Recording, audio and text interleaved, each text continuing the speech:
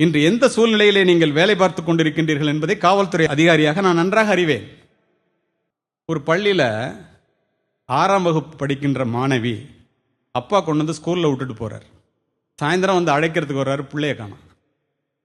டீச்சர்கிட்ட கேட்டால் புள்ள ஸ்கூலுக்கு வரல, ஆப்சண்ட்டுங்கிறாங்க. நான் தானமா கொண்டு வந்து உங்கள் வாசலில் விட்டேன், கை காட்டுனுச்சம்மா, இப்படி சொல்கிறீங்களே. பிள்ளைய காணா, எல்லாரும் தேடுறாங்க. 1 மணி நேரம் ஆச்சு, 2 மணி நேரம் ஆச்சு. ரோட் பிளாக் ஆகிடுச்சு. 2000 பேர் கூட்டிட்டாங்க. பள்ளிக்கு கொண்டு வந்து தந்தையால் விடப்பட்ட குழந்தை திரும்பி வீட்டிற்கு வரவில்லை. அழைக்க வரும்போது பள்ளியிலேயே இல்லை. வகுப்பை போய் பார்த்தா எல்லாரும் போயிட்டாங்க. பெரிய பிரச்சனையாச்சு. சப் இன்ஸ்பெக்டர் போனார், இன்ஸ்பெக்டர் போனார், டிஎஸ்பி இங்கே இருக்காரு.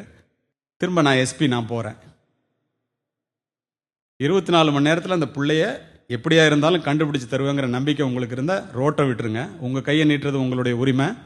அடுத்தவங்க முக தொடக்கூடாதுன்னு சொன்னோன்னே விலகிட்டாங்க எல்லாரும். அந்த வகுப்பறையை சென்று சோதனையிட்டோம். ஒரு பெரிய பீரோ இருக்குது. அந்த பீரோவை திறந்தா அதுக்குள்ள ஒரு செருப்பு கிடக்கு. அந்த அப்பா அதை பார்த்தோன்னா, ஐயோ என் பிள்ளையோட செருப்புங்கிறார். அட்டண்டன்ஸ் லிஸ்ட் எடுத்து பார்த்தா ஸ்மால் பி போட்டிருந்ததை ஸ்மால் ஏயா அதை ஓவர் ரைட்டிங் பண்ணி திருத்தியிருக்காங்க அந்த டீச்சர். குறை சொல்வதற்காக சொல்லவில்லை, அந்த தவறை வேற யாரும் திரும்ப செய்யக்கூடாது என்பதற்காக சொல்லுகின்றேன். எப்படி தவறு நடக்கிறது? வேண்டுமென்றே செய்வதில்லை, நெக்லிஜென்ஸ். எங்க குழந்தை? எல்லாரும் தேடுறாங்க. ஏமா வரலன்னு சொன்னீங்களே, உள்ள செருப்பு இருக்கு, அட்டண்டன்ஸ் மாத்திருக்கீங்களே. அப்போ வந்த ஒரு வாட்ச்மேன் தலையில் அடிச்சுட்டு, ஐயா நான் அப்போவே சொன்னேன் கேட்கல. இதுக்குள்ள உமன் பீசிஸ்லாம் போய் அந்த பிள்ளைங்களெல்லாம் வீட்டில் போய் விசாரிச்சிட்டாங்க. எல்லாருமே அந்த பிள்ளை ஸ்கூலுக்கு வந்துச்சுங்கிறாங்க. வகுப்பு நடத்தும் போது ஏதோ ஒரு கேள்வி கேட்குறாங்க. அந்த கேள்விக்கு பதில் சொல்லலை. ஸ்கேலால் வேகமாக அடிக்கிறாங்க. அது தவறி தலையில் புட்டில் பட்டுருது. மயக்கம் போட்டு அந்த குழந்தை விழுந்துருது. என்ன செய்ய வேண்டும்? ஒரு ஹெட்மாஸ்டர்கிட்ட சொல்லலாம், ஒரு டாக்டர் அழைச்சிட்டு வந்து பார்க்கலாம். இறந்து போயிடுச்சா உயிரோடு இருக்காங்கிறத பார்க்கறது ஒரு ஆசிரியனுடைய கடமை அல்லவா? பீரோக்குள்ளே வச்சு பூட்டிட்டாங்க, பாயில் சுற்றி. கற்பனையில் நினைத்து பார்க்க முடியுமா? அது சஃபகேஷனில் இறந்து போச்சு. அதுக்கப்புறம் வாட்ச்மேன் 2 பேரை கூப்பிட்டு படியில் ஏறி பக்கத்து பள்ளி அங்கே கொண்டு போய் அங்கே இருக்கிற கிணத்துக்குள்ளே போட்டாங்க. யூனிஃபார்மோட மிதக்குது பிள்ளை. எப்படி இருக்கும் நினைத்து பாருங்கள். இதை காவல்துறை அதிகாரியாக நாங்கள் நடவடிக்கை எடுக்காமல் இருக்க முடியுமா? மாணவர்களை கண்டிப்பதாக நினைத்து தயவு செய்து தண்டித்து விடாதீர்கள். 5 வளையாதது 50 வளையாது என்று வளைப்பதாக நினைத்து ஒடித்து விடாதீர்கள். முக்கம்புன்னு உங்களுக்கு தெரியும், வாத்தலை முக்கம்புன்னு சொல்லுவாங்க திருச்சிக்கு பக்கத்தில். ஒரு கேப்டன் வாஸ் மர்டர்டு, மிலிட்ரி கேப்டன். யார் கொலை பண்ணது யாருக்கும் தெரியல. ஒரு ஜர்க்கின் மட்டும் இருக்கு, 2 டிக்கெட் இருக்கு.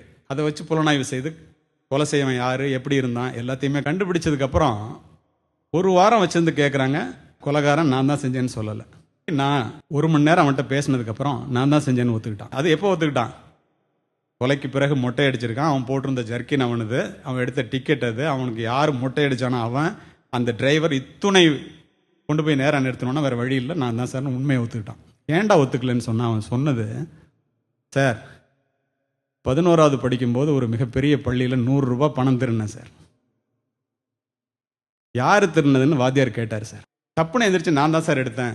நேற்று எல்லாரோடையும் சாப்பிட்டேன், நான் ஏழை குடும்பத்துலேருந்து வர்றேன். அந்த பணத்தை என்னால் கொடுக்க முடியல, அவனுக்கு திரும்ப வாங்கி கொடுக்கணும்னு ஒரு ஆசை. எங்கள் அப்பாட்ட காசு இல்லை, நான் தான் எடுத்தேன், மன்னிச்சுங்க சார் அப்படிங்கிறான்.